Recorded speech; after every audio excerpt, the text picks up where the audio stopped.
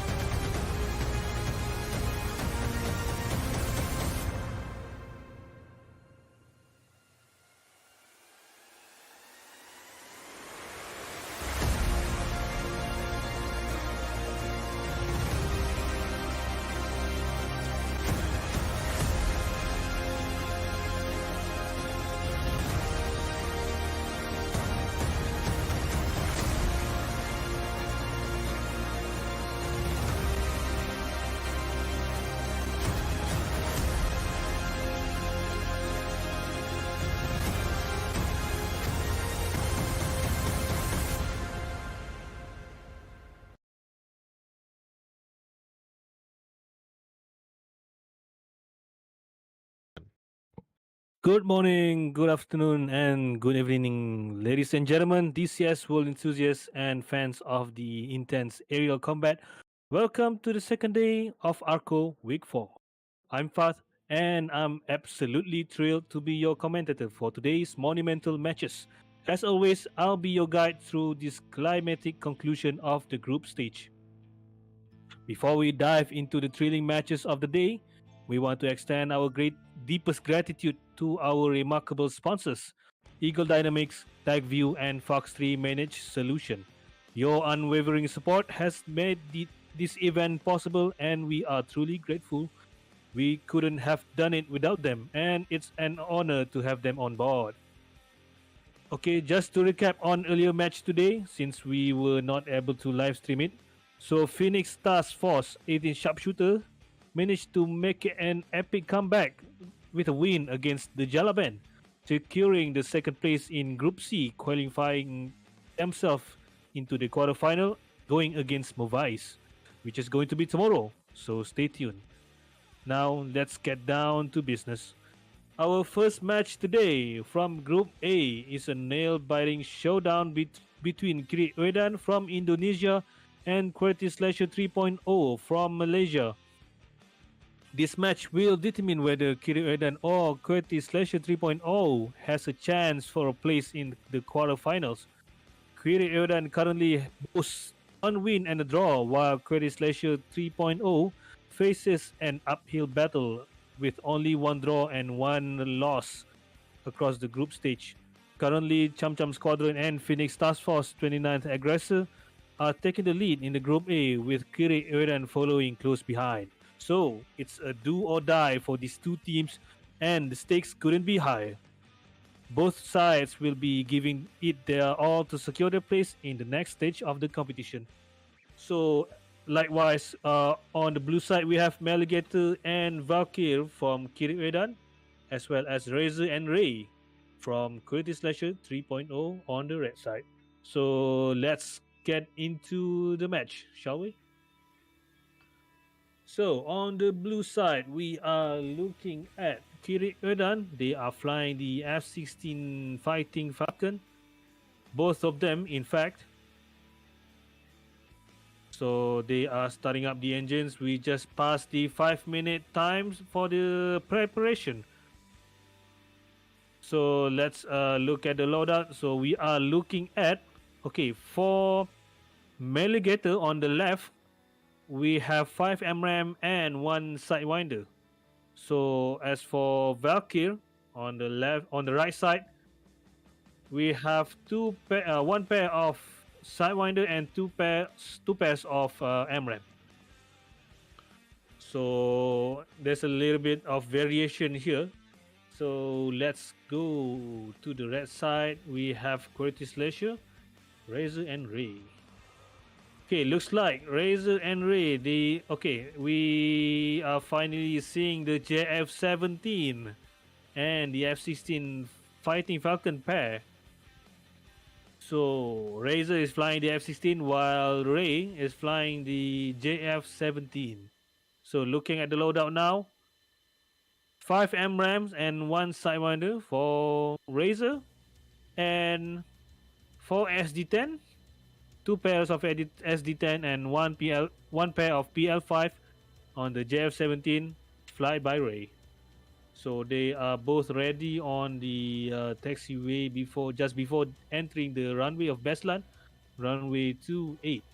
So we have around 3 minutes and a half before they can start to take off or entering the runway even. So looks like they are Quality Slasher 3.0 are ready. Maligator and Valkyr. I believe they are still aligning his aircraft. Final alignment.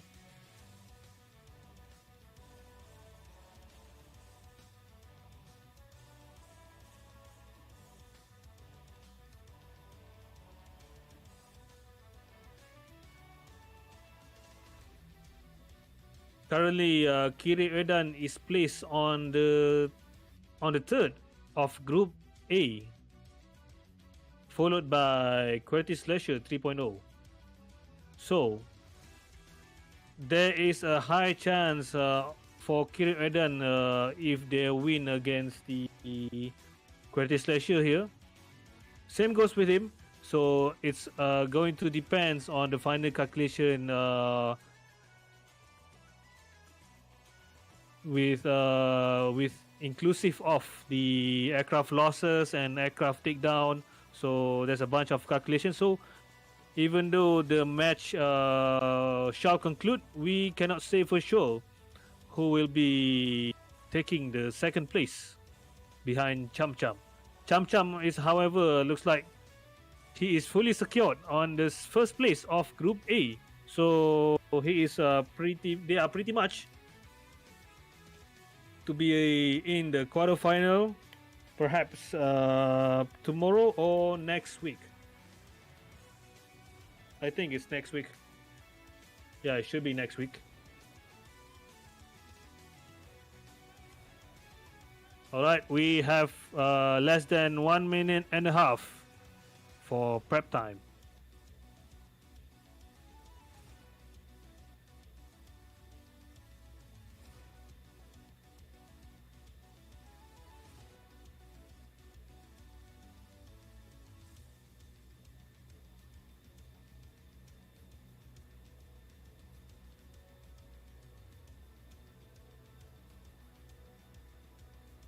All right, we have 1 minute left on the clock.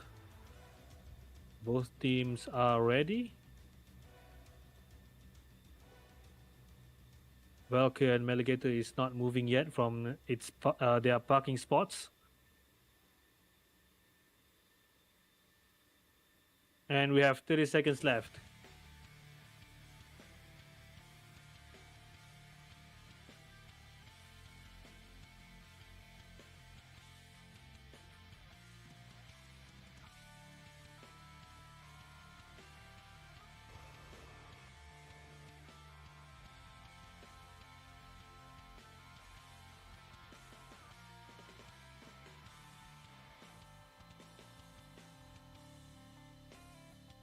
All right, preparation time is up, and finally the Kirik Uedan fighters flying the F-16 pilot, flying the F-16, finally taxiing off their way to Senaki Koki runway 09. A Razor already entered the runway of Beslan, followed by Ray close behind.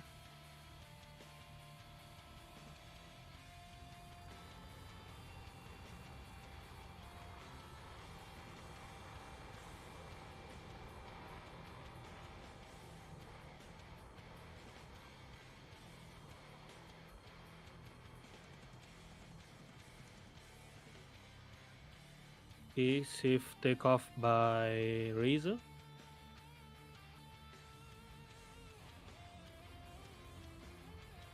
Race tire are rolling now.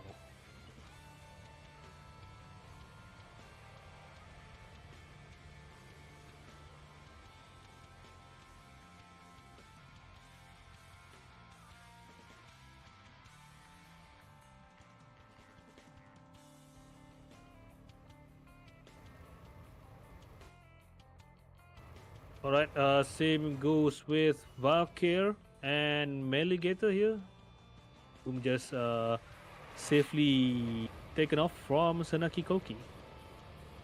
So looks like all four fighters are in the air now.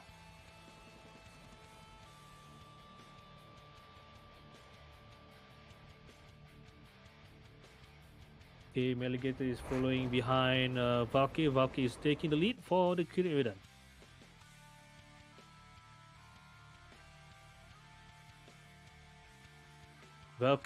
Valkyr wastes no time. He is straight climbing up to higher altitude here.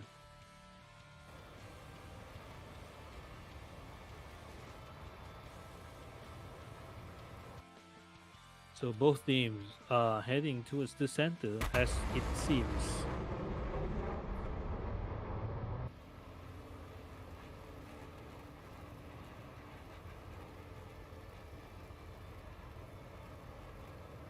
Okay, Valky and Meligator is deviating slightly to the north side. He is already at 20,000 feet, while Meligator is a bit lower, 7,000 feet lower, which is at 14,000 feet now. He is catching up. All right, first to enter, it looks like it's going to be Razor from the QWERTY Slasher.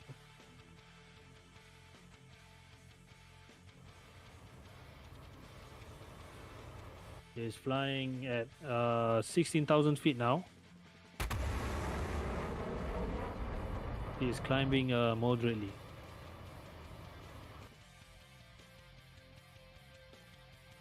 Right, gonna be followed by Ray and Valkyr and Meligator soon enough. And finally, we will have the airspace control zone contested.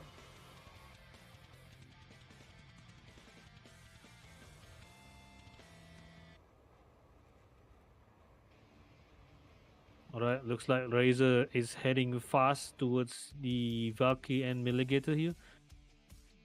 He wasted no time. Full burn. Looks like he is intending to finish the fight as soon as possible. Valkyrie is, however, already at Angel's 32 or 32,000 feet high. He is much higher, a little bit higher compared to Razor, whom are flying at 27,000 feet.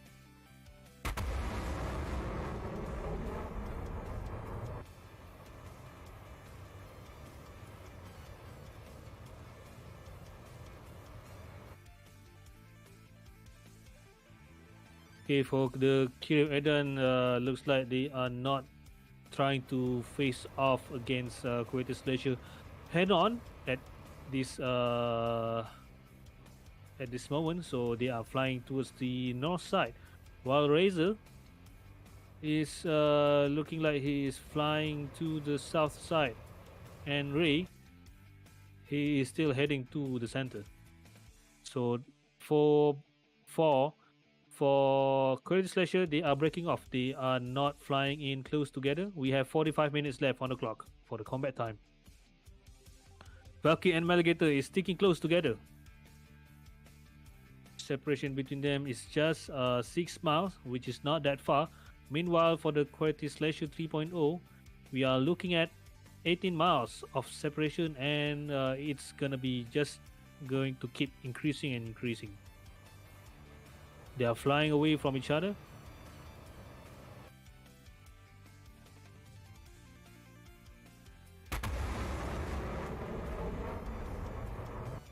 Alright, looks like Razor is flying slightly higher, 36,000 feet compared to Valky and Meligator here. Alright, looks like Razor is heading hot to the right flank of Meligator here. Ray looks like he is trying to reconvene with Razor. He's trying to regroup.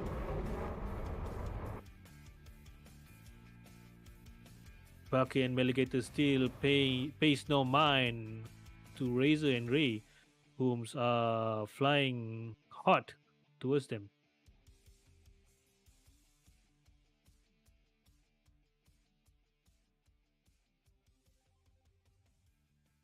Looks like Valky is still climbing. Perhaps he is trying to reach 50,000 feet.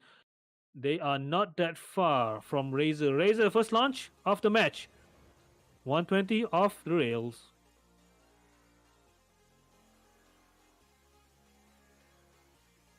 He is firing missiles against notching targets.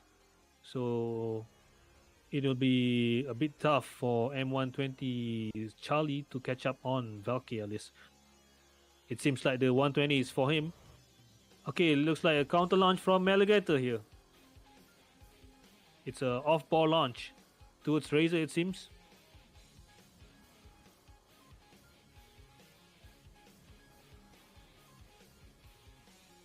Right, looks like Razor is trying to maintain lock on Valky as long as possible, ensuring right. Okay, the 120 is coming towards Razor now. Maligator is already turning away, cutting off the link of his MRAM 120, leaving it alone, forcing it to be Pitbull against Razor. But looks like the Razor managed to easily defeat it just by notching.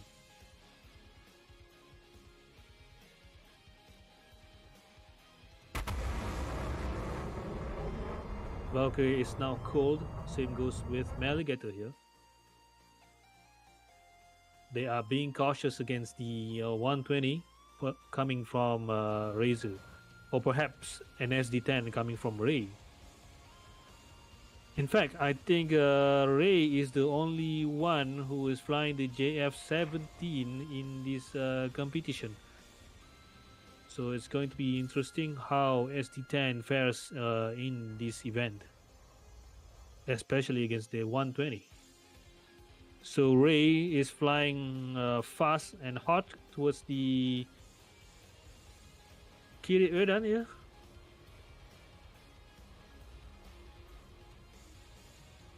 But Kirik Uedan is paying no mind against the QWERTY Slasher, it seems. They are still cold, while Razor and Ray is giving them a chase. Rays, however, has given up. He diverted to the west. Razor is still chasing, but he is very low, just 9,000 feet above the seawater level. He is trying to climb. He is not that far against Valky here, just 20 miles off. Valky is heading towards Razor now.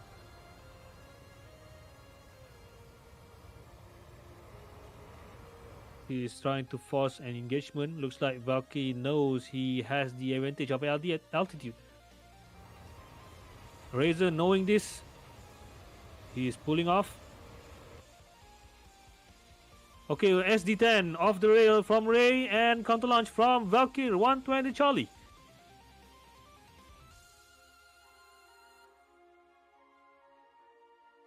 Alright, Valkyr is straight away defending. He's dropping his altitude real fast, trying to drag SD10 as much as possible. 120 is still coming in hot towards Ray. Ray is defending. Okay, looks like both Valkyr and Ray is cold. Maligator wasted no time. He is turning hot now towards Ray, who is very low on altitude. In contrast to Maligator, who is at 37,000 feet. He is 20,000 feet higher compared to Ray. And this is going to be dangerous for him, as Maligator will launch a missile soon. There it is! 120 off the rails.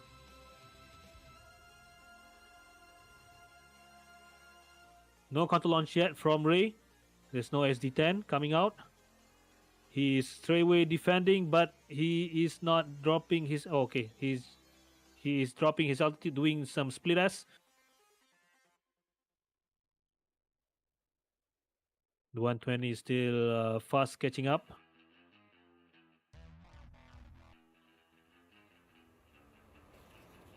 Ray is trying hugging the mountains and splash! Oh. Alright, 120 off the rails from Razor towards Valkyr. But Razor is very low on altitude, just 18,000 feet. Valkyr is, however, 43,000 feet, 20,000 feet higher. So the 120 is going to have a hard time climbing up 20,000 feet of altitude against a cold target.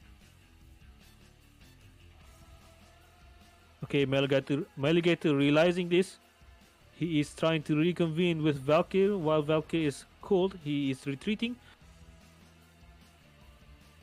Alright, it's going to be a face-off with Maligator and Razor here.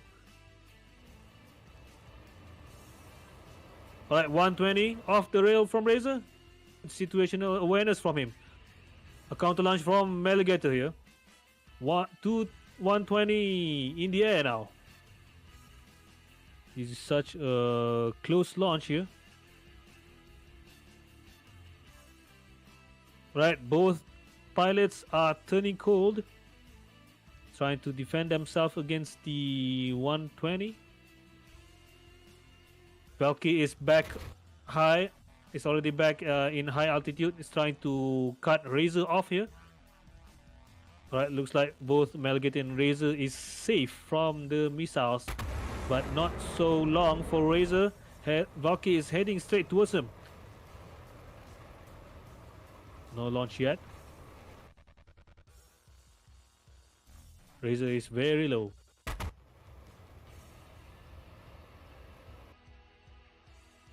Oh, 120 off the rails from Valkyr. No counter launch from Razor here. Ooh, the 120. Spicy. Let's go and Razor. Oh, splash. Splash 2.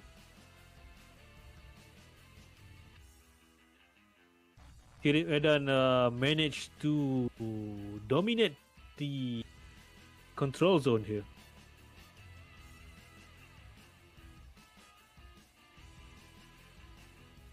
Both Razor and Ray has been taken out of picture, but not for long. They still have 10 minutes on the clock to get back into the match.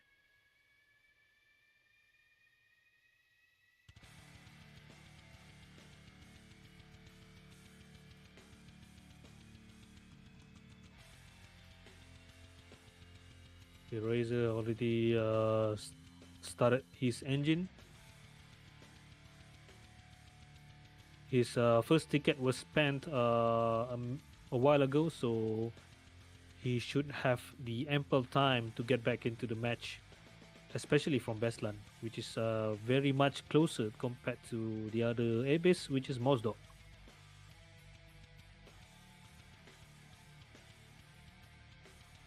Right. Likewise, he is flying with the SD10 and 2 PL5. Alright, okay. Alligator and Valkyr is still flying high, just patrolling the north side of the control zone.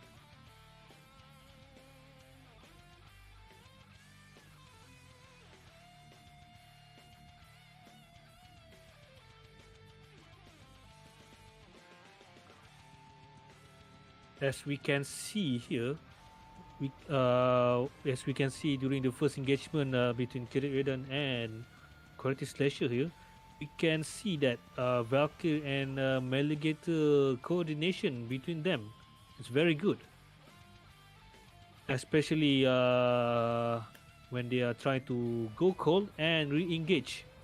So we can see there's no delay.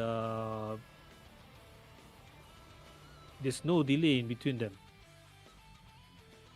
Once from what we can see during the last engagement with Razor there, so we can Razor was just turning cold against one of the Kirik Uedan fighters, and he immediately have to face off against the wingman of the one he just engaged. So leaving Razor no time to recover and try to recover his situational awareness and altitude.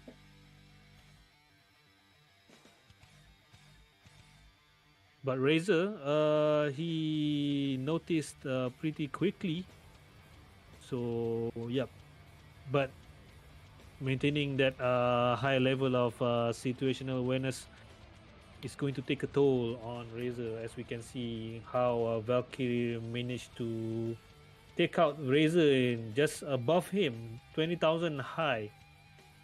20,000 higher compared to Razor, which is who flying very low.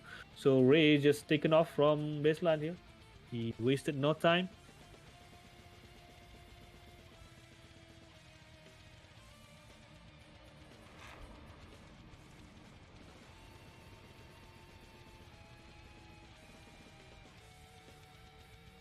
Looks like he is going to face off against Valkyrie here first, while Meligator is far up the north.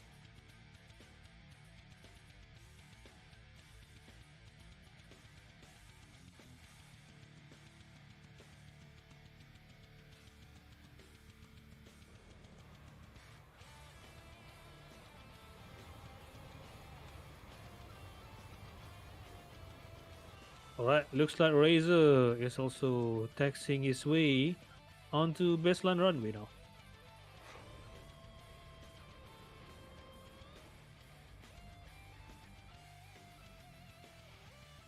Alligator is still very far up north. He is just 5 nautical miles off from the border.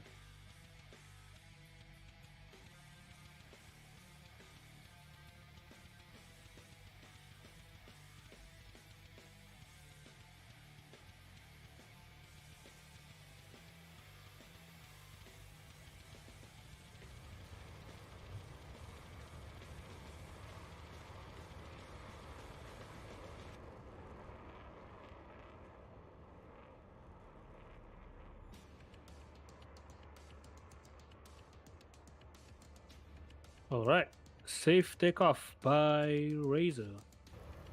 Same loadout. We are looking at 5 MRAMs and 1 Sidewinder.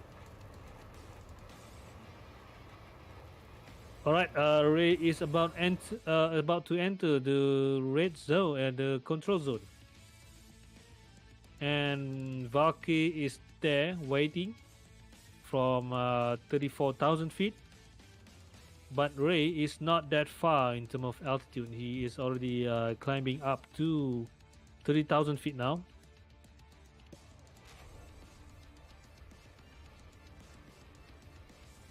It looks like Ray is going aggressive here.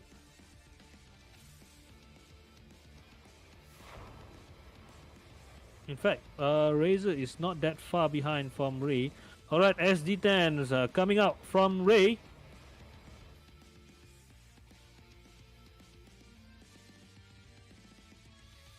Okay, no reaction yet from Valkyrie. It's a around 24 miles launch. Alright, Valkyrie is turning hot, but SD10 is coming fast towards him. Counter launch from Valkyrie. But he has to defend immediately since the SD10 is coming in very fast. Ray is already cold. Alright, things are not looking good for Valkyrie and splash. 120 just coming out in the last second. Right, Melgator is still very far behind. He is now alone, so this can still be anyone's game at this point. But 120 is still chasing Ray here. But looks like it's no longer a factor, it seems.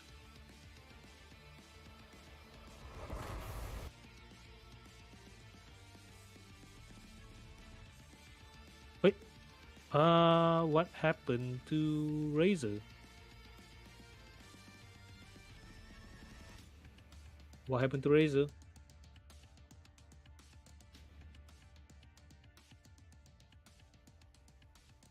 Okay, I didn't see what happened to him, but he is apparently out of the game for some reason.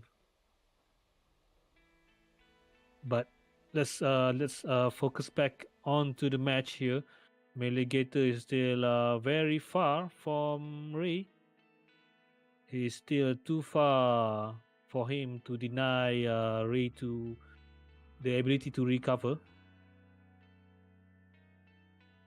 since he was flying far to the north, leaving Valkyrie alone to fend off against Ray here.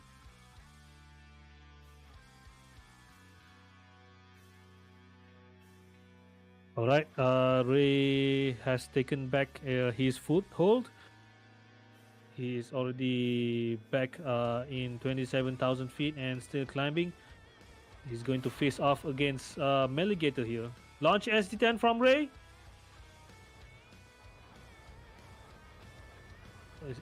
It's a 37 nautical miles launch. He immediately dropping his altitude. No response from Melgator so far yet. He's trying to close his distance as much as possible before launching any missiles.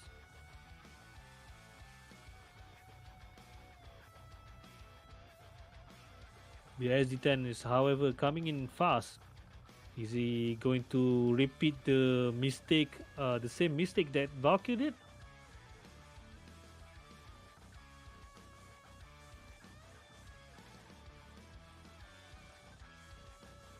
The SD-10 is coming in real close now. Right, looks like Maligator is now defending, but SD-10 is still fast.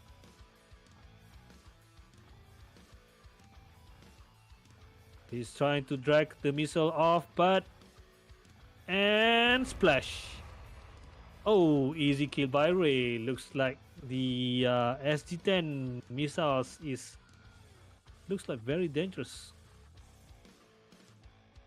He just spent two missiles against Valkyrie and Maligator, and without them realizing, up to the last seconds.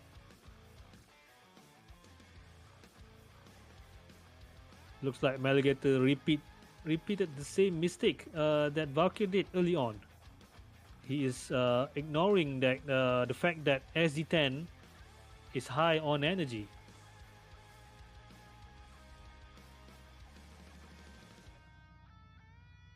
Alright, looks like Ray is now alone. Valkyrie and Maligator has 10 minutes left on the clock to get back into the game.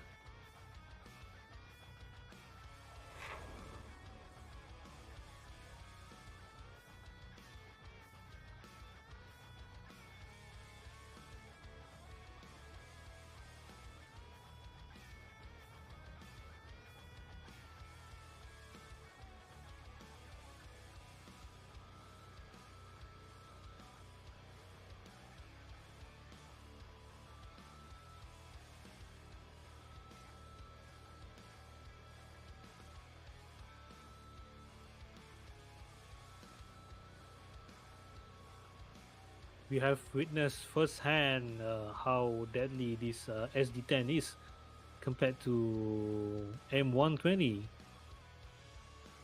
which dominates this whole event entirely. Alright, looks like Maligator DCS is crashed, so it's going to take a while for him to get back. But regardless, Valkyrie has to come back as soon as possible. I don't think he managed to spend his last ticket, so he should be able to get back into the game, albeit a few minutes late. Alright, Valkyrie is already taxiing his way to runway 09 of Senaki Koki. Okay, looks like we have full blown MRAM here. MRAMs, we have 3 pairs. 6 MRAMs total. And just 2 bags, there's no centerline bag. So he is intending to finish the fight as soon as possible.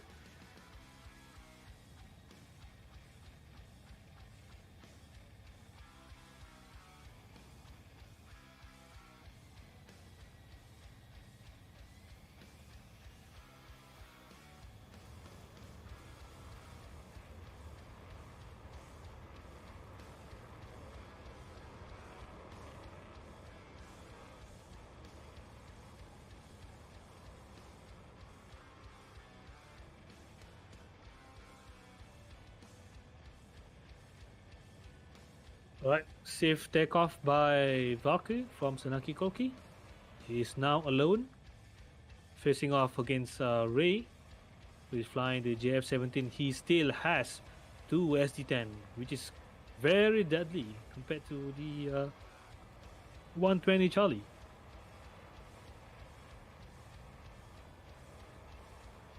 However, Valkyrie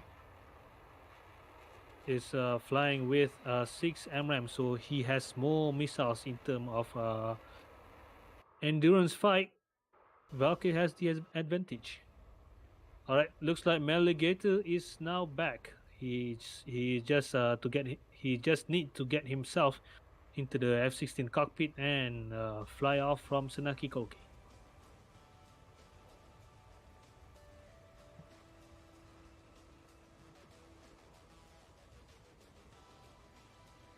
Ray is still has a chance,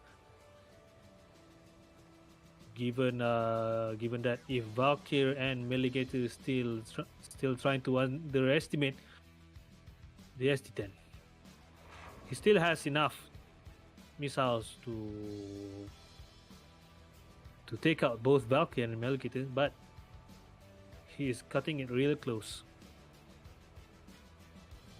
So he has to take his shot wisely this time.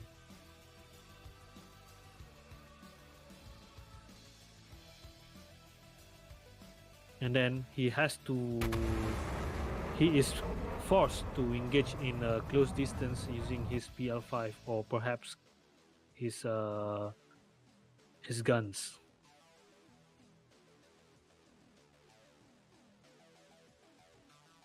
Here both Valkyr and Ray is heading north side.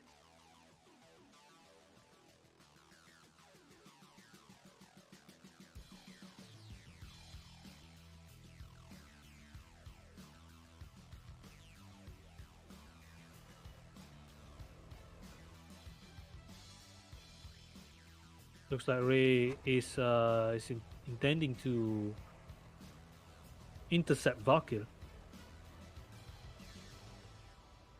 Alright, not much distance. He launched a killing missile just now from 33 miles away. But considering that he only has 2 missiles left, so he has to be very conservative. And SD-10 off the rail. So we're gonna see whether Valkyr has learned his lesson this time. Is he going to anticipate a launch from Ray? We shall see in a matter of few seconds. Because SD-10 is coming in real fast. And Valkyr is just notching his way out. Not dropping his altitude just yet.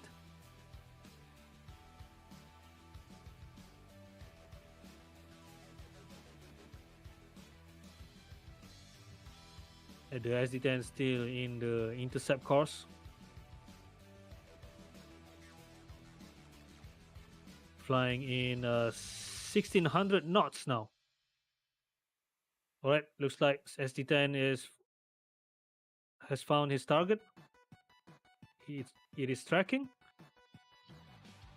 But Valkyr managed to steer the SD-10 off away from him. Looks like the SD-10 is no longer a factor. Ray has one last shot on his belt, at least for the BVR engagement.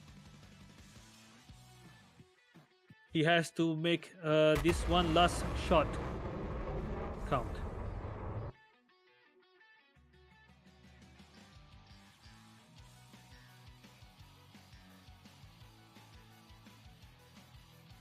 Okay, it's Valkyr's turn to go aggressive here.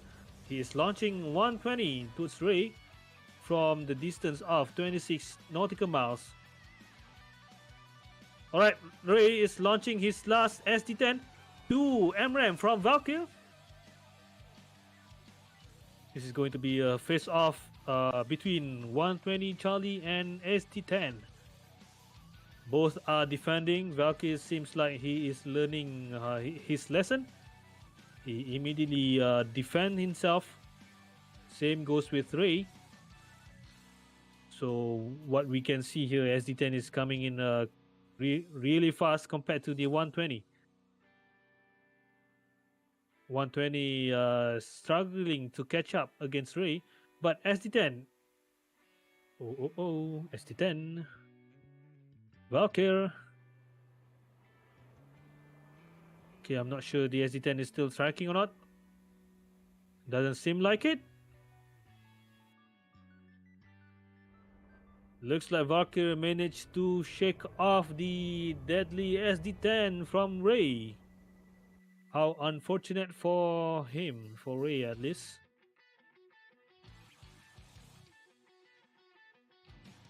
The radar warning, however, is still blaring inside the Valkyrie cockpit since the SD10 is still tracking, albeit in such low energy state.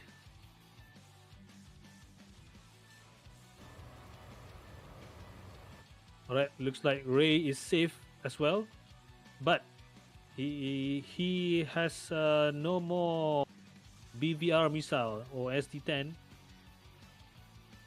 for him to face off against these two F-16s. Speaking of which, Melgators has entered the game.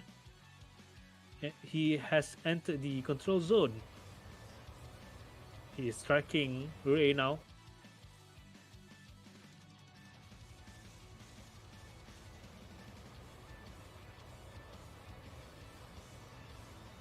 He probably has realized that Ray has no longer have any SD10s, perhaps. But as always, we cannot say for sure.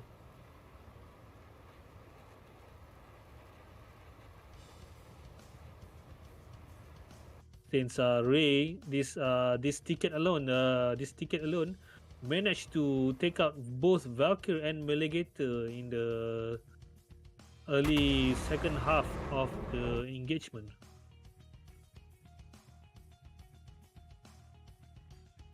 Right, Ray has no other choice but to fly low, just skimming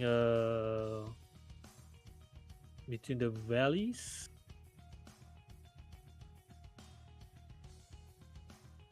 Melegator and Valky is now on hunting mode, just looking for Ray. They are flying really high, trying to negate the cover from the mountains. But we have 15 minutes left on the clock. If Melegator and Valkyrie wants to have a chance on to quarterfinal, he has to take out Ray here in less than 15 minutes. 120 off the rails from Melegator. Ray has no way of countering that.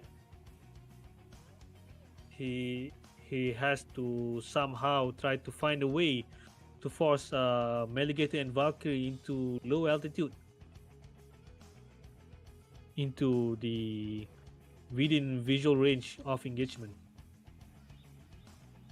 Alright, 120 is still coming in fast towards Ray. Ray is skimming between the mountain here.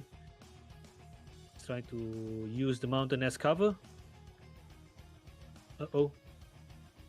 Looks like the 120 has visual on him and... Oh. Alright, launch PL5 from Ray. 120 from Melegator. Looks like a non-factor for the PL5 and 120 is coming up to for Ray and splash. That's a splash.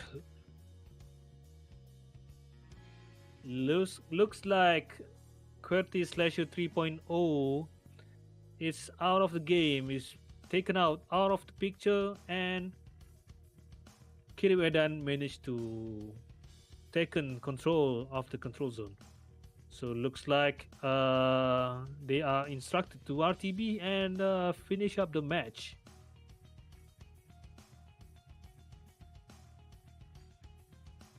Okay, looks like Kirik Uedan is not giving up any chances to have a place onto the quarterfinal.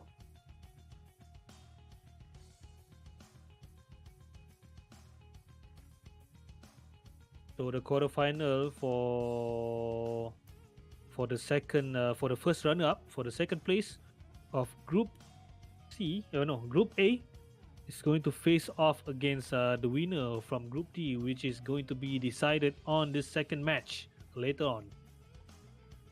Whether it's going to be Air Combat Roleplay or number 15 Battle Axis. The second match will decide who is going to face who. Phoenix Task Force, however, their position on the second place is now threatened by the fact that Kirik Uedan won this match. Provided if both Valkyr and Maligator manage to land safely. That's all what they need to do.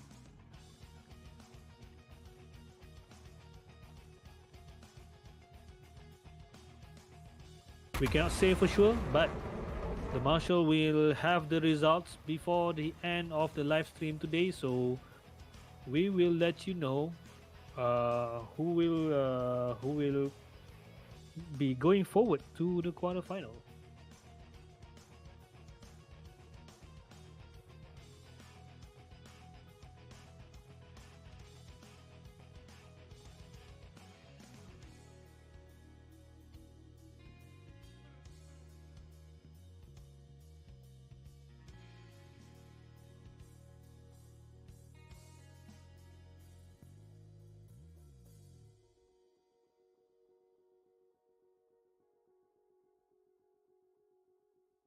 Right, both Valkyr and Maligator is heading towards the Senaki Koki to RTB. They are still high, 43 and 45,000 feet of altitude from the seawater level.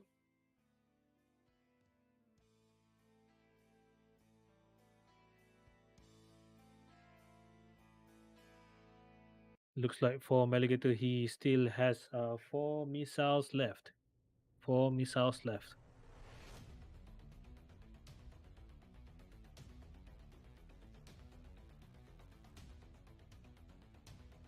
All right, victory roll and splash for the Kirik Uedan by the Maligator. He is not far off from Senaki Koki, so he is dropping his altitude while burning his fuel away.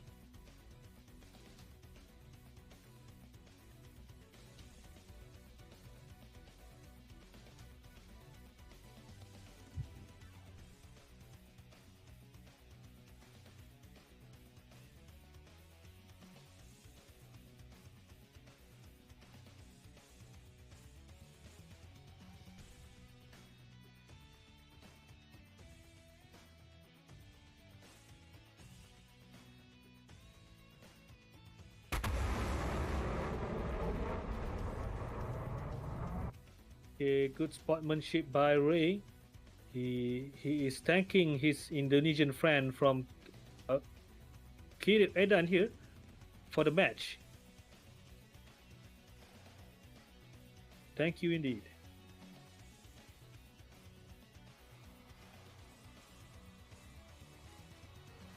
Both teams are showing a great fight here.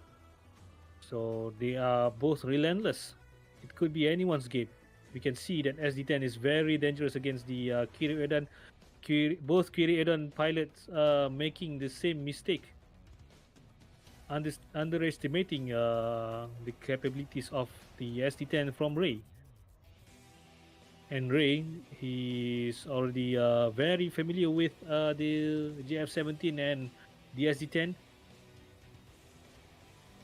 taking that huge advantage against the F16s. Right, Maligator is trying to shave off his speed. He is on the final approach of Senaki Koki.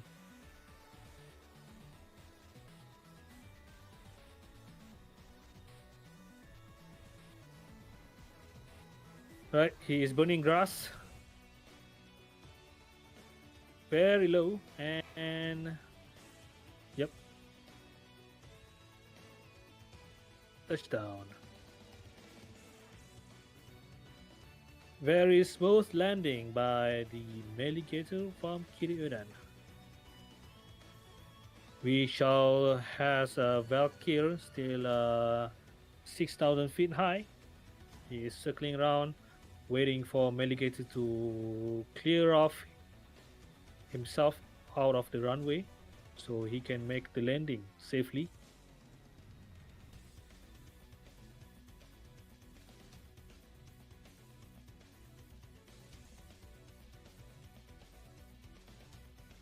Oh, okay. Looks like Meligator is safe and he is sinking himself into the tarmac. Probably desync due to his ping. Right, Meligator and touchdown.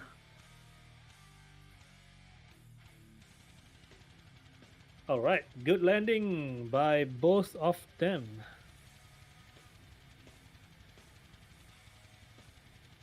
They managed to conclude the match beautifully.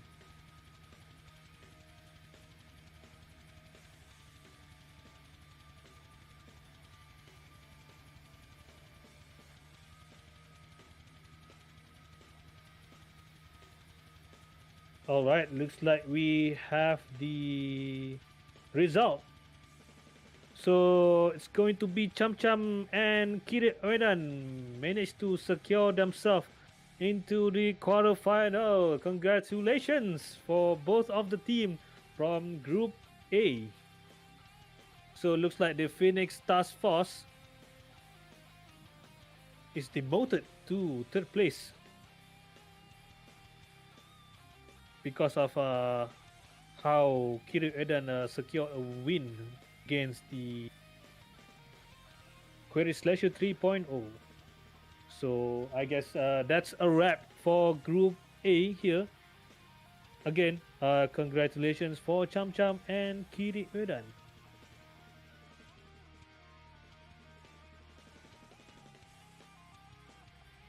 Okay, so all right, that was a good match between Kirik Uedan and QWERTY Slasher 3.0.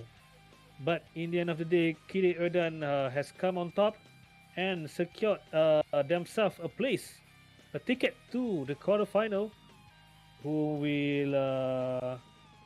we shall see who is going to be facing off against him on the second match later on. So, time for a break, and we will be seeing you in a minute.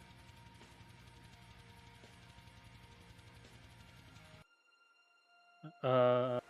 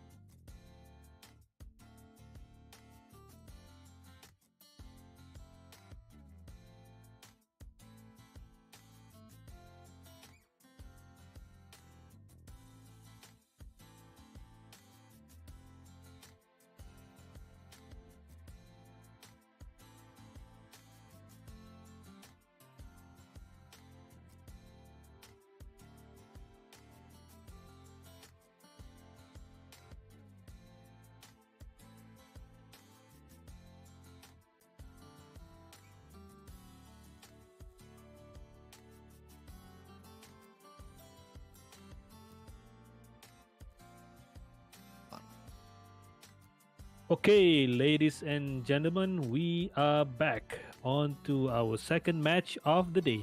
So we have the closing match of Group D, the air combat roleplay from Thailand, facing off against the number 15 Battle Axis from India. While both teams have already qualified for the quarterfinals, this match will decide who claims the coveted first place position and who takes the first runner up spot.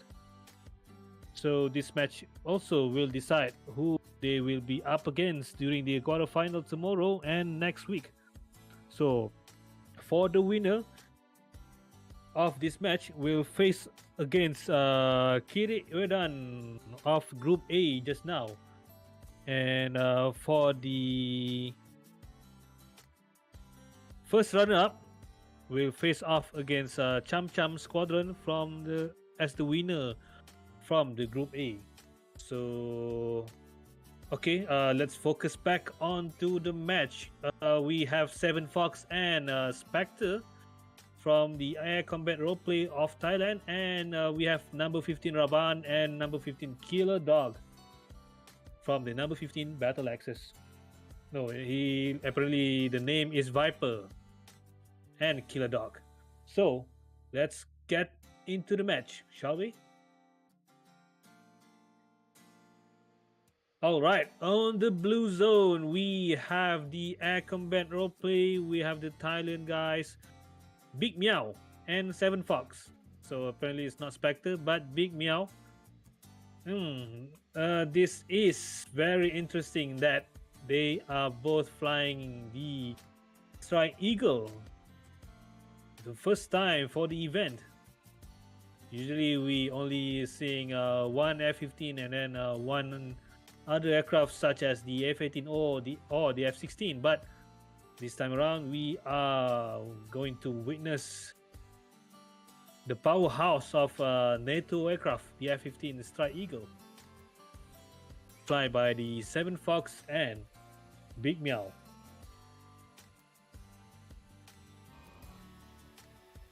All right, let's check out the number 15 Battle Axis on the red zone of Bestland.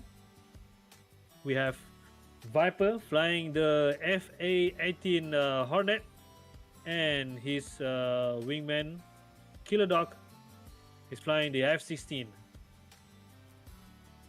So looking at the loadout here, as for Viper on the Hornet, he is not loading in any missiles yet. For Killer Dog, however, he is bringing out the MRAM, 5 of them, and one M9X Sidewinder.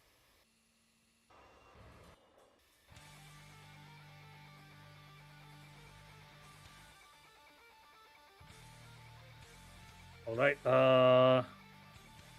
As you may know, these two teams totally dominated the Group D.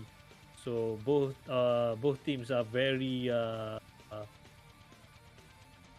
they are top of the line of these all the teams in this event on the ARCCO 2023. So it's going to be a delight to see them facing off against each other in this very match, the closing match for Group D. So we shall see who is going to come on top, whether it is it's going to be number 15 Battle Axis or the ACR or Air Combat Roleplay. So we have less than 6 minutes on the clock. Let's go back to Sanaki Koki of ACR. They are still starting up his engine. Big Meow, however, we are looking at 1, 2, 3, 4, 5, 6. 1, 2, 3, 4. 4 pairs of MRAM. So 8. We have 8 missiles on the F-15 flight by the Big Meow.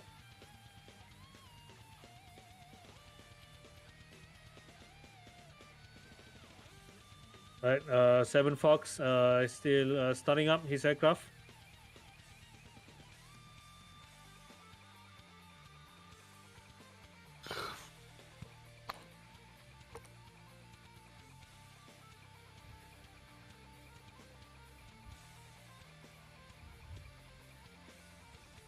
Usually, we would see the F-15 Strike Eagle is paired with either F-18 or F-16, so we can see the size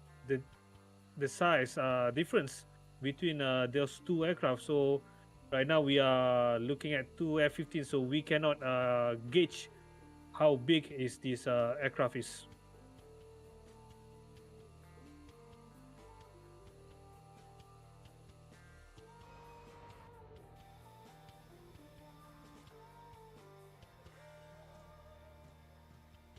All right, looking back onto the number 15.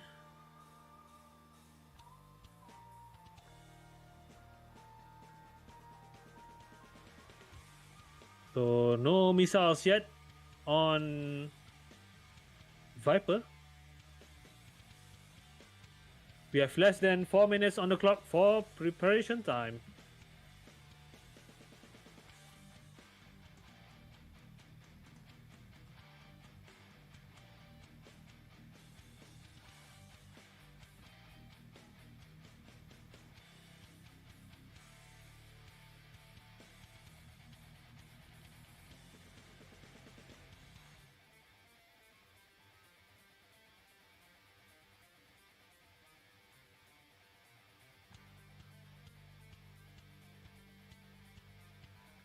All right, even though this is already the closing match of the group stage battle, we just want to remind that pilots are not allowed to enter the runway before the preparation time is up.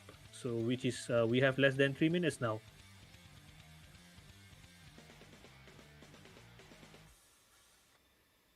Right, missiles are loaded onto Viper aircraft. Now we are looking at. Oh, he is bringing extra bags. He is bringing in 3 external tanks and 3 pairs of MRAMs. Yep, 3 pairs of MRAMs and 2 9X on the sides.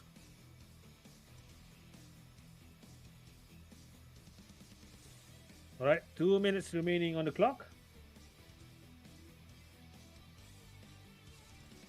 I think this is the first time in this event where the F-18 pilot is bringing in 3 tanks instead of a full-blown guns blazing 10 MRAMs. So it's going to be interesting how this is gonna be factored into the match against the ACR today.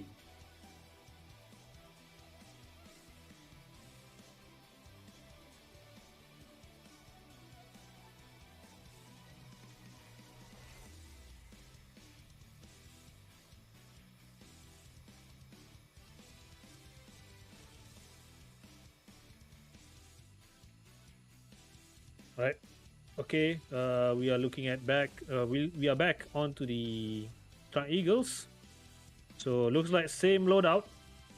There's no sidewinders inside. It's all MRAM 120 Charlie. So we have 4 pairs each. So we have 16 total of MRAMs brought out by the ACR. So it looks like Big Meow is already taxiing his way to the runway of Senaki Koki.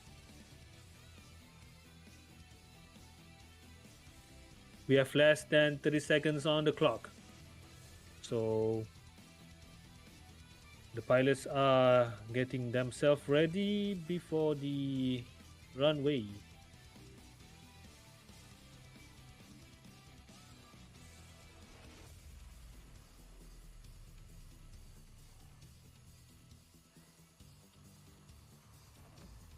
All right, the preparation time is up. So it's time for showdown of the Group D,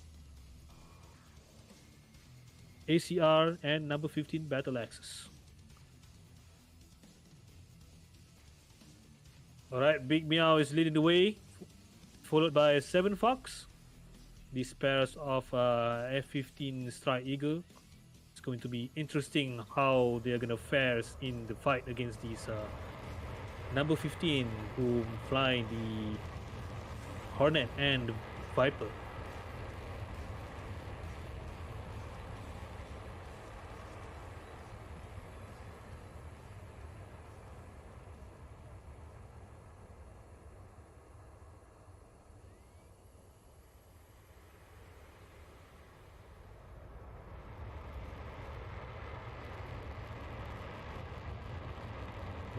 Followed by 7 Fox.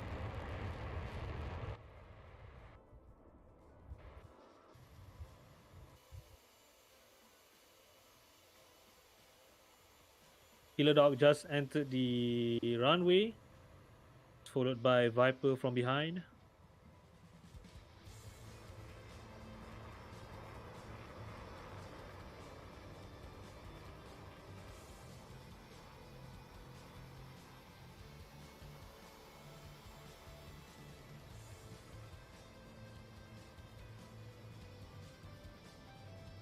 All right, looks like Viper immediately take off,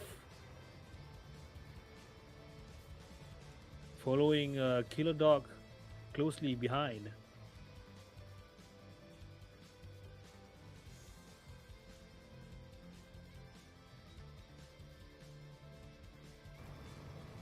Looks like a safe takeoff from both teams, it seems. So ACR is taking off from Senaki Koki. Ah, what happens to 7 Fox?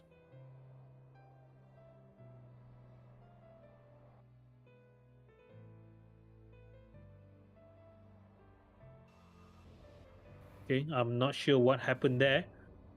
7 Fox is just looks like he tore his wings off. We have witnessed this again and again. How? Why?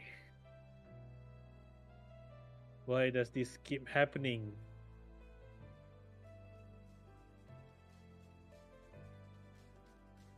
Hmm.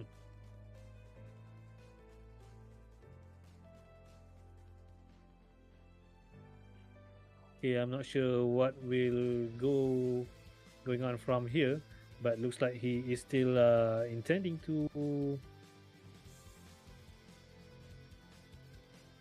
go forward with the match. What an unfortunate incident occurred to 7 Fox here. Very unfortunate indeed, especially going up against the formidable opponent, which is the number 15 Battle Axis.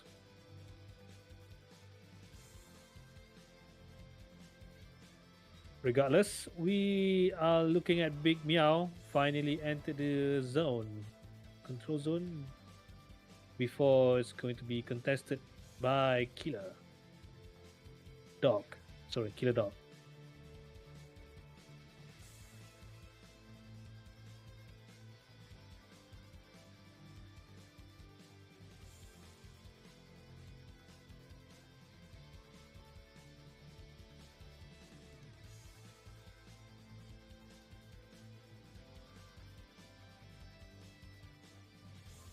Looks like 7 Fox is still in the game. He is following close behind Big Meow, a bit lower in altitude, just maybe 36,000 feet. I cannot tell. I cannot tell for sure. No, 32,000 feet. So he is still fast, although he is flying with just one wing. Big Meow, however, still steadfast. Already 40,000 feet high.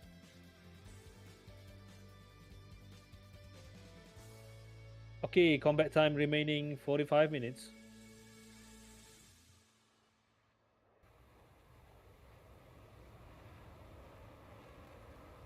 Right, Big Meow and 7 Fox is going towards to the south side of the control zone. However, meanwhile, Killer Dog and Viper from the number 15 is heading towards the center.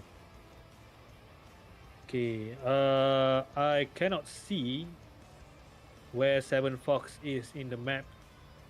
We only able to see Big Meow, so we won't know for sure what 7 Fox is doing.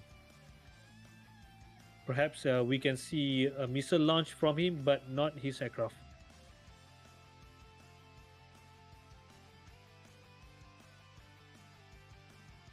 It is still burning though.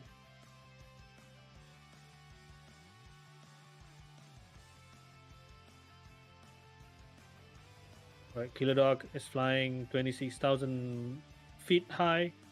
Meanwhile, Viper from behind is flying just 13,000 feet. Looks like the first engagement is going to be between Big Meow and Killer Dog, it seems.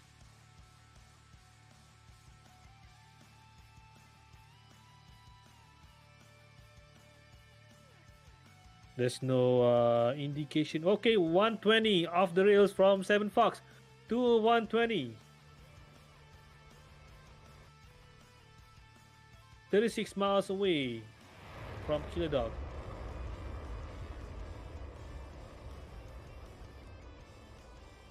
Seven Fox is just acting like there's no fire on his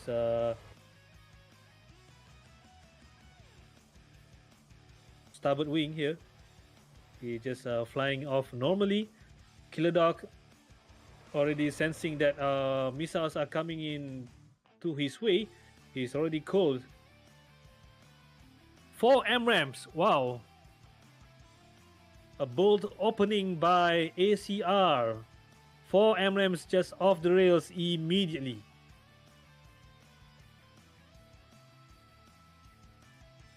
Two MRAMs perhaps is for Killer Dog and another 2 is for Viper here.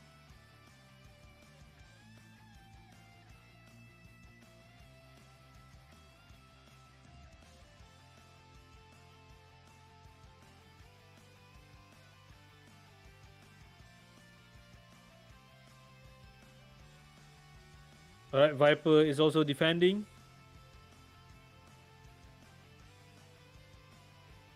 He immediately dropped his altitude down to 5,000 feet. But one MRAM is coming in closer and closer towards him. Still tracking and very close. Oh, very close. Very close. There's no proximity fuse, so Viper is safe for the day. There's no retaliation yet. No, 120 from Killer Dog perhaps to a 7 Fox. Okay, another 120 from 7 Fox.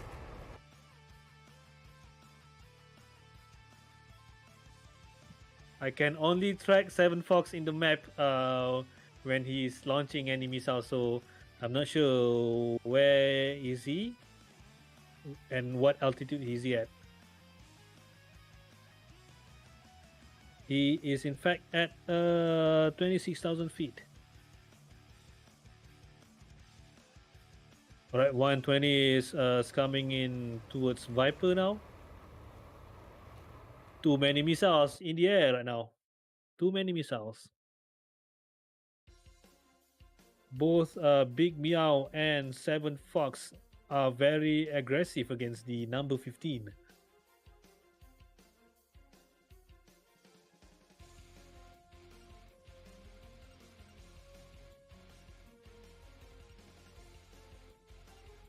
Again, I'm not sure what 7 Fox is doing right now or where he is on the map.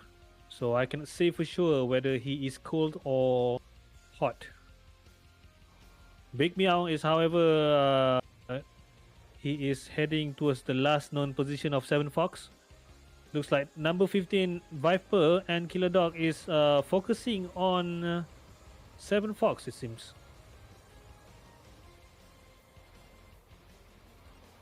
Alright, looks like Killer Dog is diverting his attention to Big Meow. Well, Big Meow still high, 39,000 feet. He is climbing, he is trying to get this energy.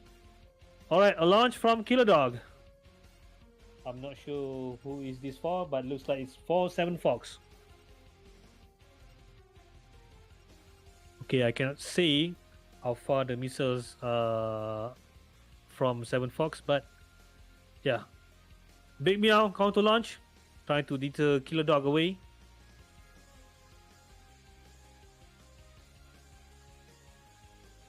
Okay, Viper is hot, Killer Dog is defending. Okay, the missile from the Killer Dog looks like it is tracking. Is it for Big Meow? It looks like it. 120 off the rails from Viper. Okay, this 120 is coming in towards Meow. Meow is not yet defending aggressively. He is flying high. Alright, another missiles off Big Meow. Looks like the missiles towards Big Meow is no longer a factor. Both Viper and Killer Dog is now cold.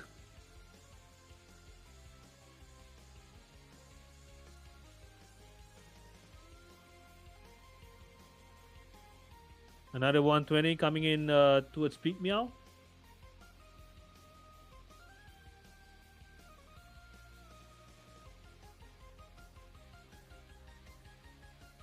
Big Meow still maintaining his high altitude while defending.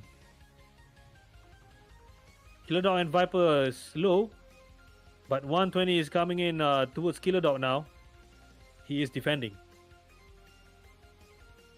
Very aggressive movement by the ACR. Looks like Big Meow is on the offensive once again.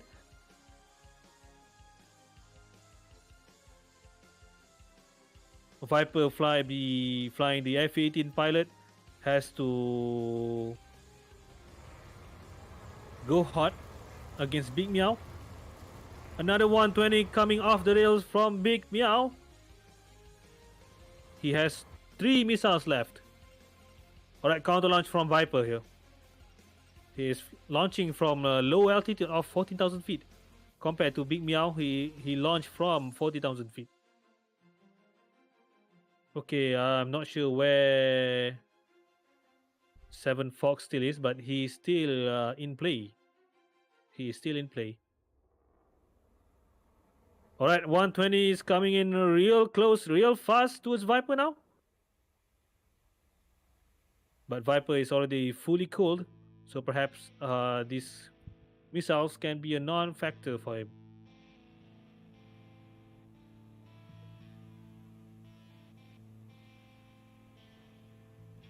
Oh, looks like 7 Fox has no longer has any missiles left.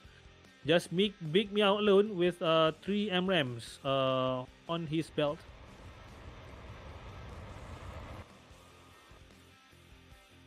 Killer Dog, however, he is almost fully loaded. He just expanded 1 MRAM. So he is still a deadly force to reckon with.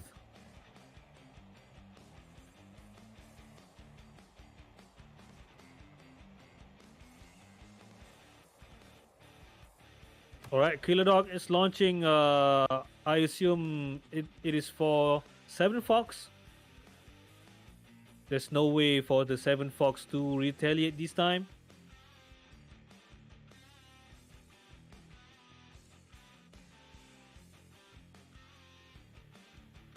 At this point, what 7 Fox can do is just trying to waste his opponent missiles as much as possible.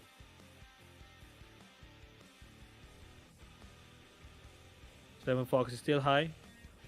I'm not sure if he's trying to defend or otherwise.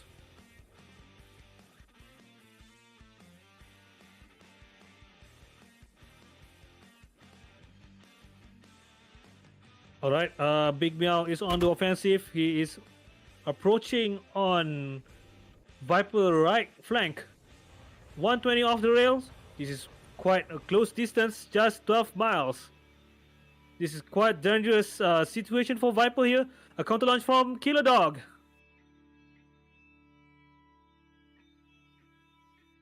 Big Meow still has 2 missiles left. All right, this can be dangerous for Viper. 120 is coming in fast and splash. Easy splash by Big Meow.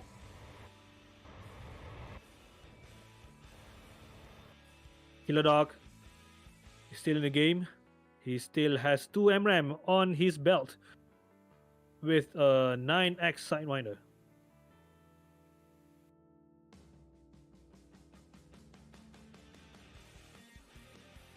Cyber Fox also still in the game. Looks like the tactic of wasting number 15 missiles is working, at least for now. Big Meow still maintaining his high altitude of 40,000 feet. Not a single time that Big Meow is flying lower than 30,000 feet across this engagement. All right, 120 from Killer Dog to 7 Fox. This is his second last missiles BVR for 7 Fox. I'm not sure where 7 Fox is. He is still high, 44,000 feet. Oh, no, this is different. All right, 7 Fox is still 21,000 feet.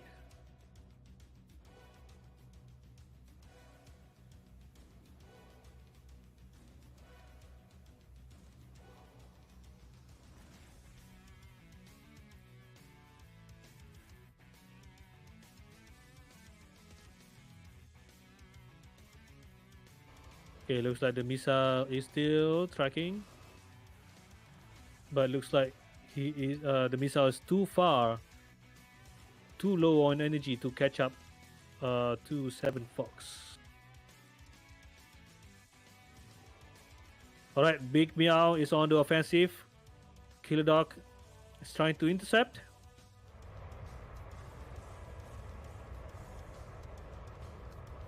Killer Dog is climbing between the mountain here. He's trying to close his distance against Big Meow, who is flying very high, 45,000 feet. He's trying to appear himself just below him, making a surprise missiles launch towards Big Meow.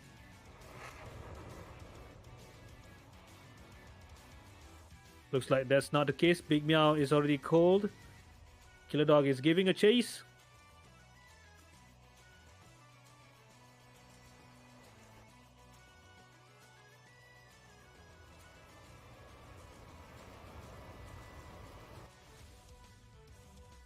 Alright, 7 Fox is still in the air.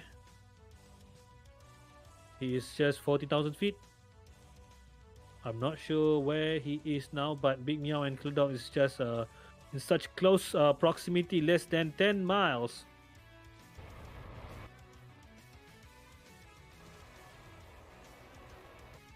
They are very close into the within visual range. Alright, Killer Dog is still circling around the mountain. He is playing it safe. He only has one BVR missile left and one Sidewinder. He is launching a 9X. I presume this is for 7 Fox. Where 7 Fox exactly, I'm not sure. Alright, he is sensing a missile launch. He is idling his engine. Oh, it looks like a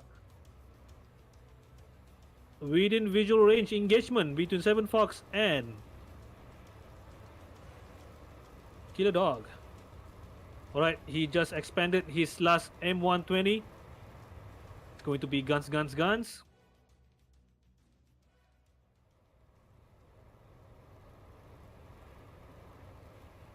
But this time around, the F-16 is going to have a huge advantage against the Strike Eagle. So things are not looking good for 7 Fox here.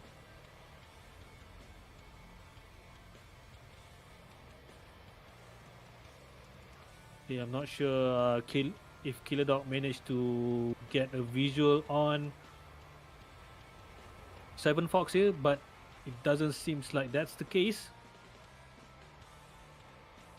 Okay, looks like Seven Fox managed to appear on Killer Dog 6, but not for long. And oof, it's a maneuver kill by Seven Fox. Wow, even without a missile, even without half of its right wing, he managed to get a kill.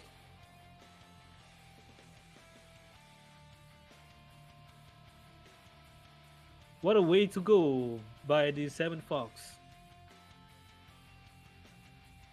Okay, looks like Seven Fox is respawning.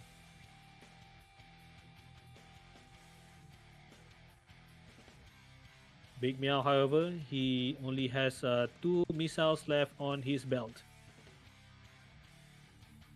Okay, looks like for the first half of the match, ACR coming on top.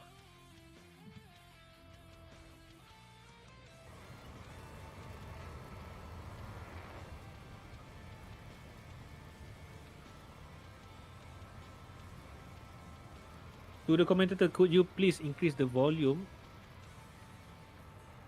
Sound check.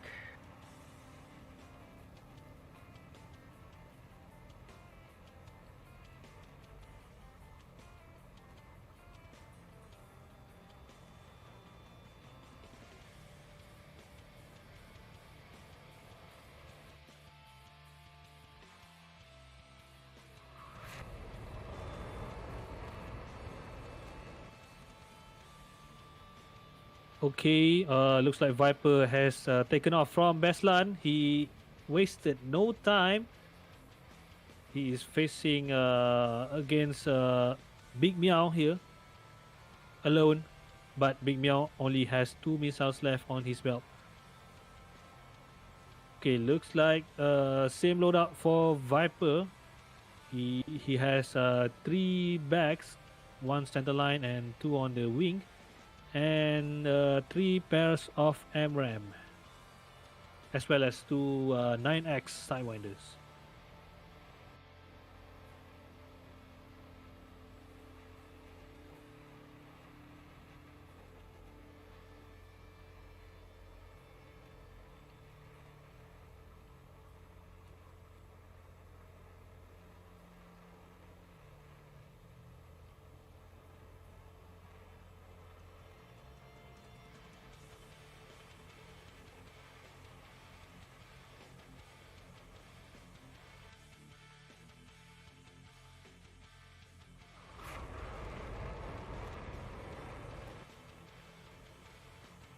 Alright, Big Meow is heading towards Vipers, trying to intercept him. Meanwhile, he is climbing high. Perhaps he is trying to get himself at 50,000 feet.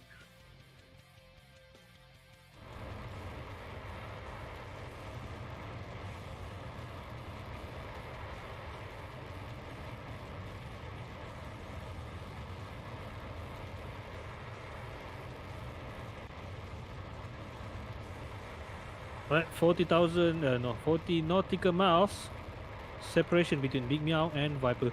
Viper launched his first missile towards Big Meow. This missile is to deter Big Meow from getting closer to him. But regardless, Big Meow counter launch from him.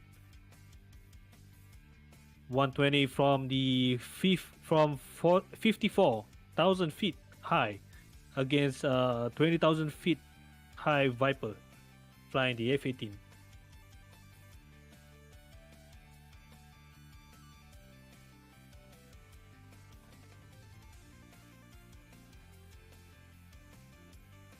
Big Meow has only 1 missiles remaining on the fuselage.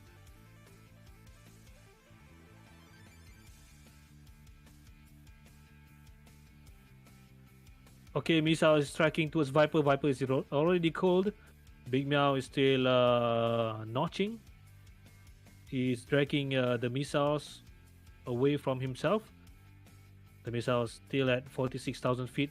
Big Meow slightly lower, but I don't think the missile is going to be a factor here against Big Meow at least. Viper is still cold. He managed to defeat the missile. Looks like it's no longer a factor for him. Okay, Big Meow waste no time. He is back hot. Already at 50,000 feet against Viper, who is low on the ground, just 6,000 feet. There's almost 50,000 feet difference between them. 120 off the rails from Big Meow. This is his last missile. This is such a close distance in launch, considering the altitude that Big Meow has. 120 towards Viper. Viper is not turning cold. He is defending. Perhaps he is too late for him. We shall see.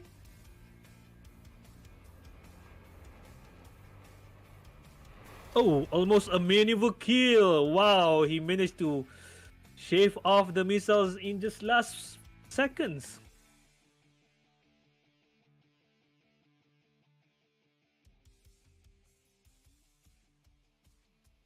What a risky maneuver. What a bold maneuver by Viper here. Considering he still has 3 external tanks attached to his airframe here. I'm surprised that he managed to tear off the high terrain during his defensive maneuver. Killer Dog is almost in the game now. 7 Fox just taken off. Big Meow, he is respawning. So he is not going to let the number 15 has the advantage of number, letting 7 Fox alone in the zone.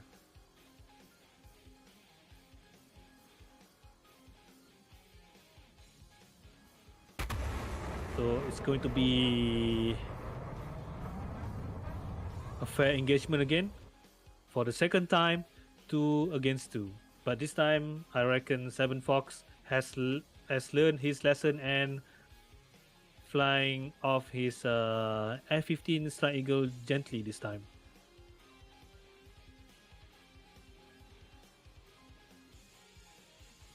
Considering Big Meow just respawned, so 7 Fox still has a lot of time for him to get back into the game, into the zone at least.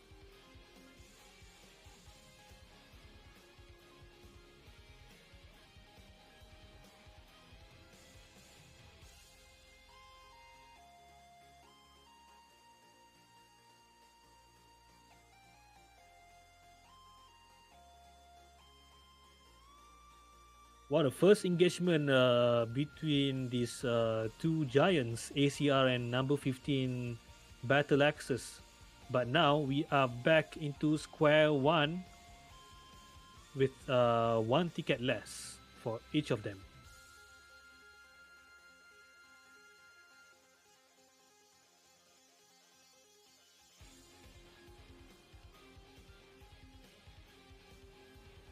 All right, looks like 7 Fox has got himself back into the zone and got it in back contested.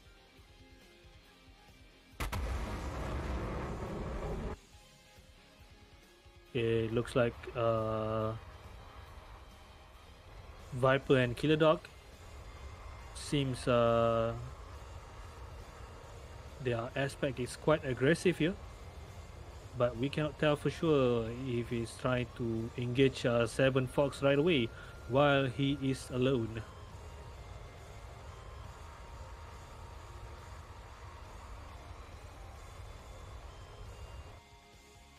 Seven Fox trying to stay away as much as possible from the number 15 before Big Meow got himself back into the match.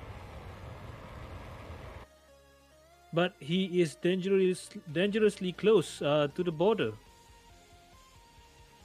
Now it's just 3 miles. 3 miles.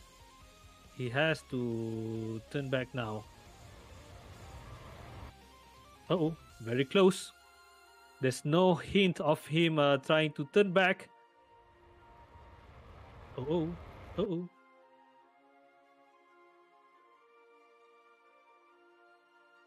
Oops. He extended himself out of the border.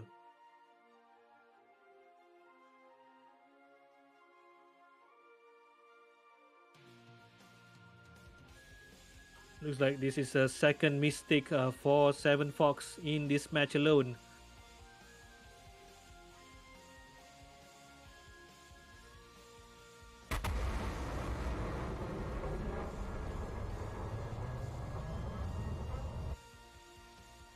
Oh, yep.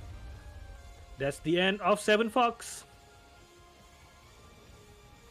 The script says that once in the match, once you got off the control zone, you cannot enter back. If you entered back and your airframe is going to explode. So it's just Big Meow alone against the number 15. So look, I'm not sure how he will fare against these two very aggressive fighters from the number 15.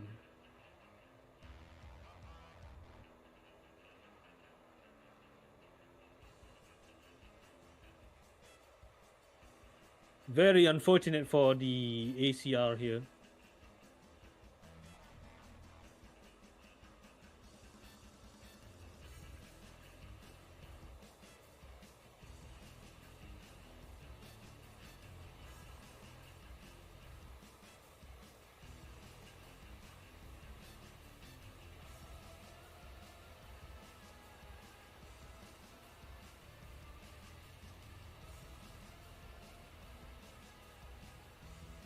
Killer Dog and Viper must be confused on what just happened.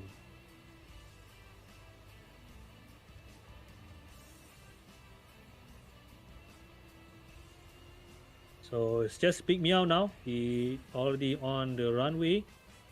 He's going to take off from Senaki Koki. We shall see how Lone Strike Eagle going to fare against the F-16 and FA-18.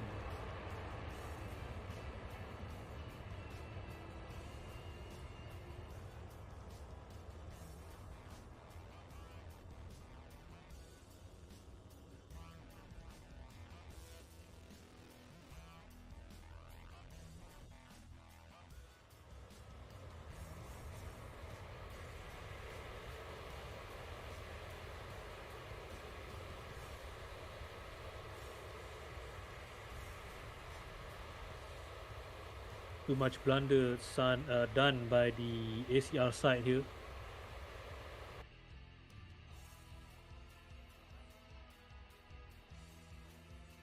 Denying them a huge advantage. No. Giving themselves a disadvantage.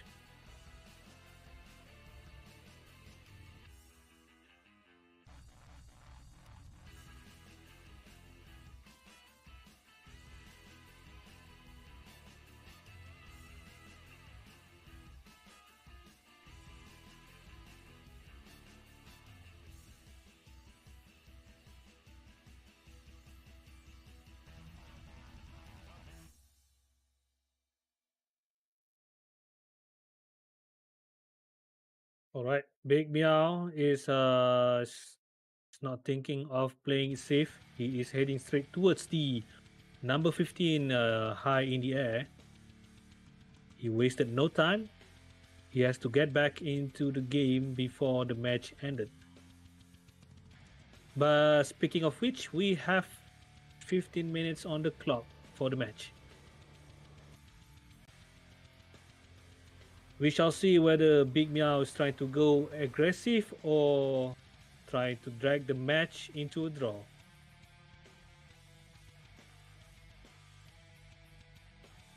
It will be a nice surprise if Big Meow managed to turn this handicap around. A self-imposing handicap. First, we have Seven Fox tear off one of his wing, and then the second time Seven Fox managed to get himself out of the bounds and off himself by entering back into the zone. All right, Big Meow is going to enter the zone in a few seconds. He's already at the same altitude with Killer Dog. Killer Dog and Viper is cold. He's trying to steer away from Killer Dog and Viper, from Big Meow here.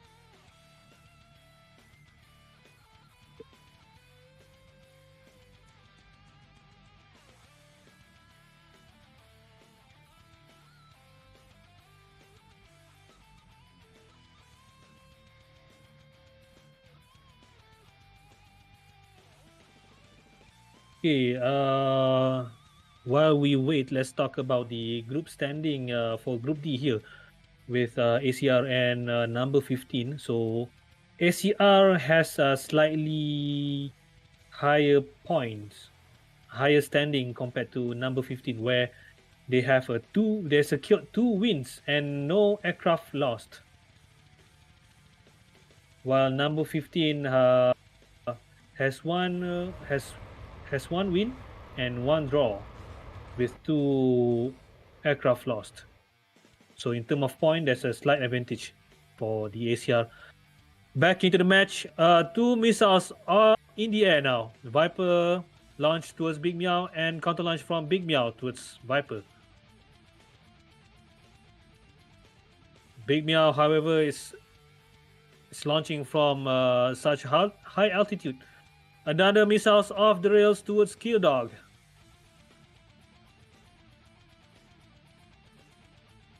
I'm not sure if this is for Killer Dog or Viper, because Killer Dog is still far away.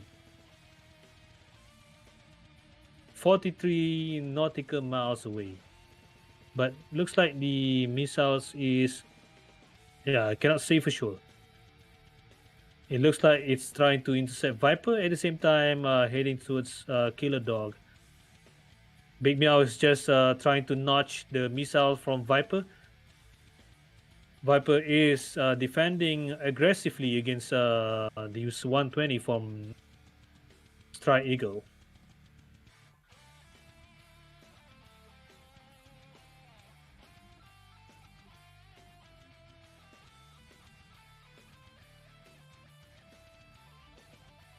Looks like it is still tracking, but it's losing so much energy, it's going to hit the ground. Looks like Viper is safe. He is cleared of the first engagement. Killer Dog is caught towards Big Meow. It was the same with Viper. All right, a launch from Killer Dog, a counter launch from Big Meow.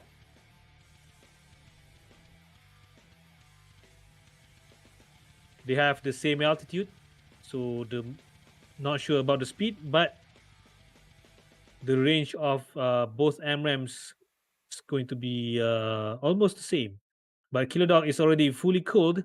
He is doing himself a split S, but looks like the missile from Killer Dog is much faster compared to Big Meow. So Big Meow is quite in a pickle here. He's just notching, not defending aggressively like Killer Dog. Looks like the 120 is still in the intercept course towards Big Meow. Going to be very dangerous for him. Oh.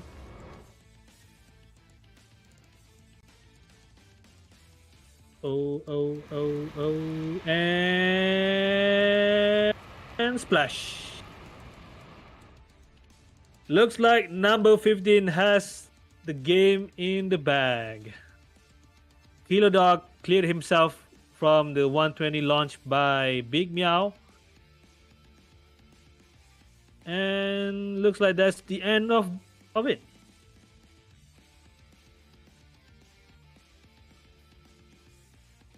Alright, looks like the number 15 Battle Axis has come on top on the Group D standing.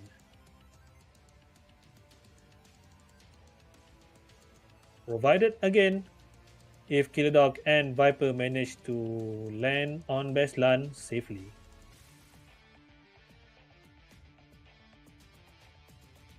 Although this self-imposed handicap made by the ACR here, especially by the 7 Fox. First off, he tore off his wing, and the second time he's flying out of the bounds and get himself killed. Nevertheless, the fact that number 15, Kilodog and Viper managed to take the win home. If they are managed to land safely, they are going to face off against Kirik Uedan, which is going to be next week. Meanwhile, the air combat roleplay is going to face off against Cham Cham Squadron from Group A on the next day, which is tomorrow. So they are not completely out of the game, even though they lost. They just have to redeem themselves.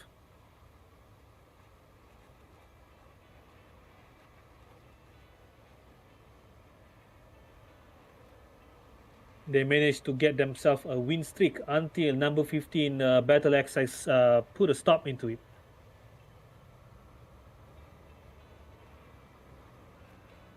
So congratulations to the number 15 Battle Axis for such a excellent performance in this closing match for Group D.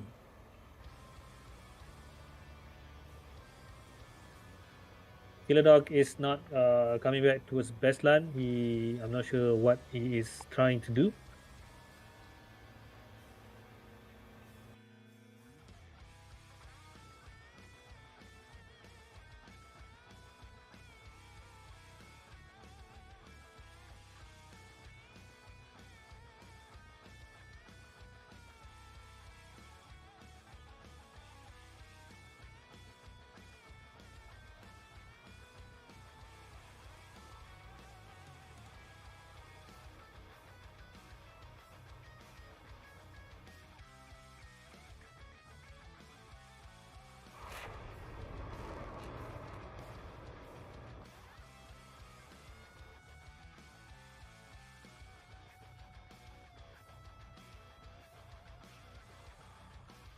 Okay, looks like Kilodog is just trying to regroup with Viper here.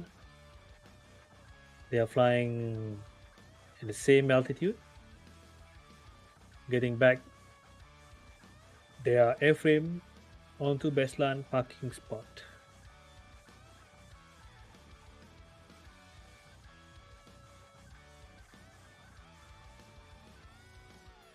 So just to recap, so the first half, it looks like the match was dominated by the ACR air combat roleplay.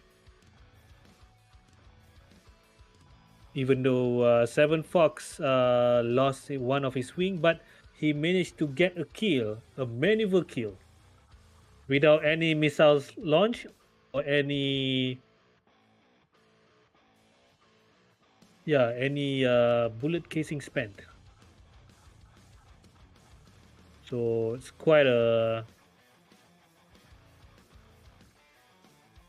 spectacle, in fact.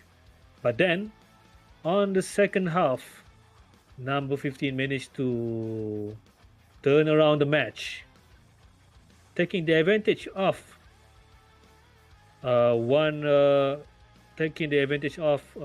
against just one aircraft from the ACR,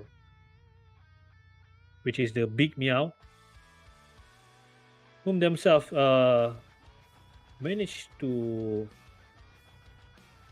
perform excellently.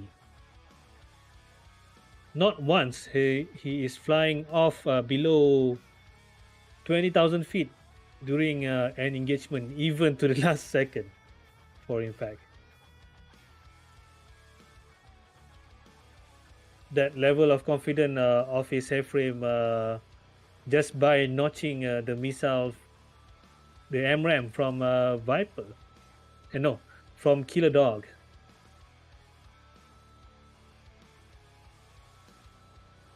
Because all previous missiles are just defeated by notching alone. So he was quite confident by that, due to the fact that he is not trying to defend very aggressively. Looks like flying. They are flying in formation.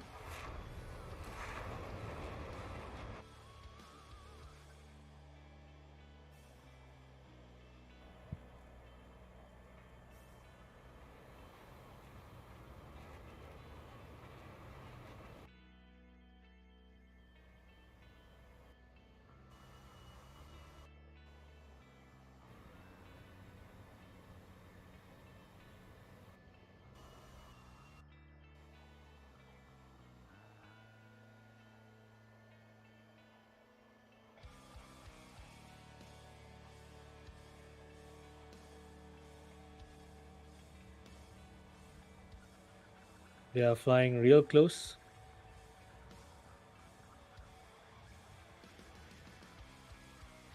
And it's no longer close.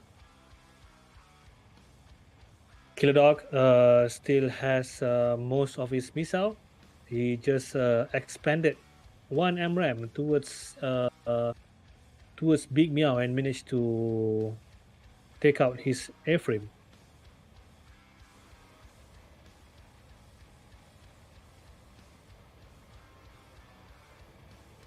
All right, looks like the results are in. It is official from the marshal. Just conveying the message here. So looks like tomorrow we will have number 15 against number 15 battle access against Cham Cham. So apparently number 15 battle access still in the second place despite the fact that they won the match. Huh. Interesting. Meanwhile, ACR is going to face off against Kirik Uedan next week, Friday. So it's going to be Cham Cham again. No, number 15 Battle Access again against the winner of Group A, Cham Cham Squadron.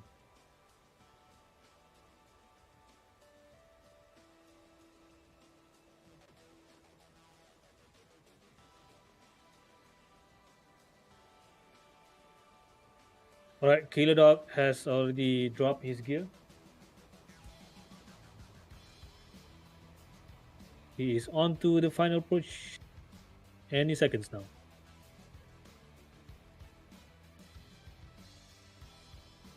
Landing onto the runway 10 of Beslan.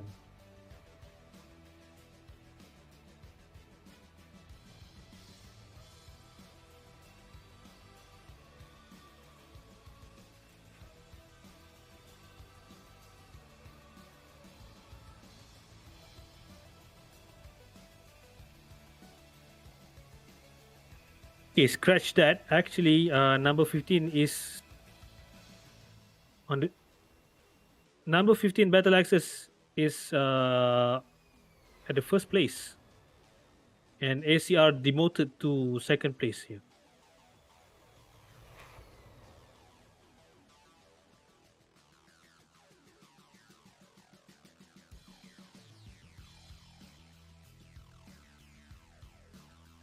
Okay. All right, touchdown by Killer Dog.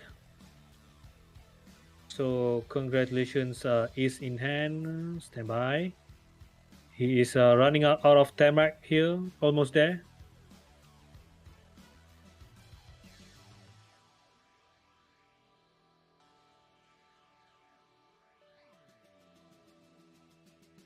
Okay, Killer Dog is on the final approach on the other side of runway 28. Killer Dog has to get himself off the runway as soon as possible, or decided not to do so.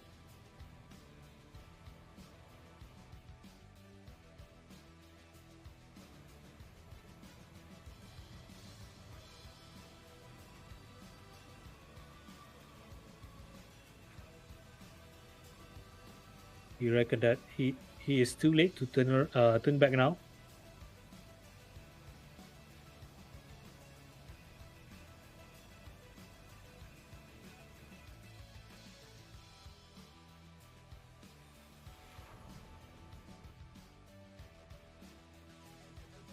All right, touchdown safely by Viper.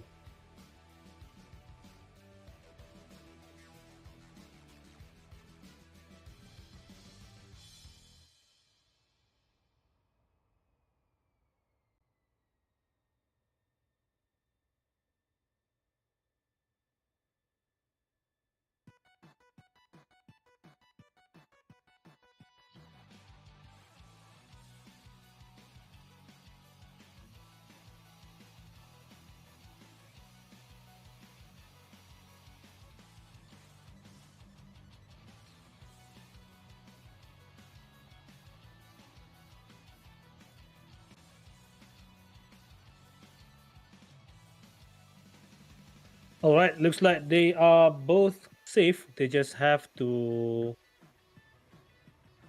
turn off his aircraft, their aircraft, and open up the canopy to conclude the match.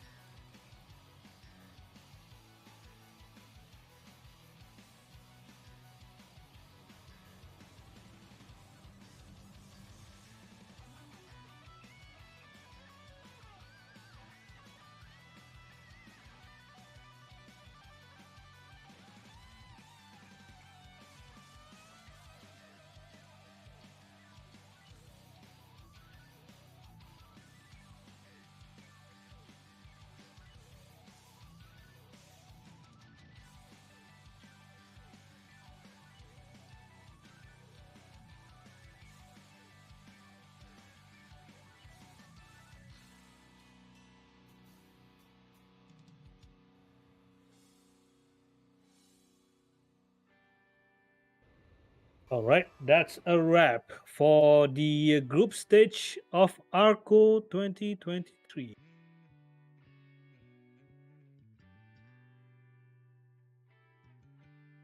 Okay. All right. Okay. Okay. All right. All right. Ladies and gentlemen, what an incredible journey it has been through the group stage that lasted for 4 whole weeks. We have witnessed the breathtaking aerial battles, and today we conclude this stage with two thrilling matches. Kirik Uedan versus um,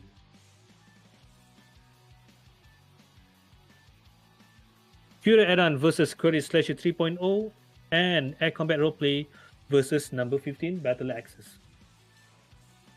This competition has been fierce and it has been a true testament to the skill and dedication to these virtual pilots.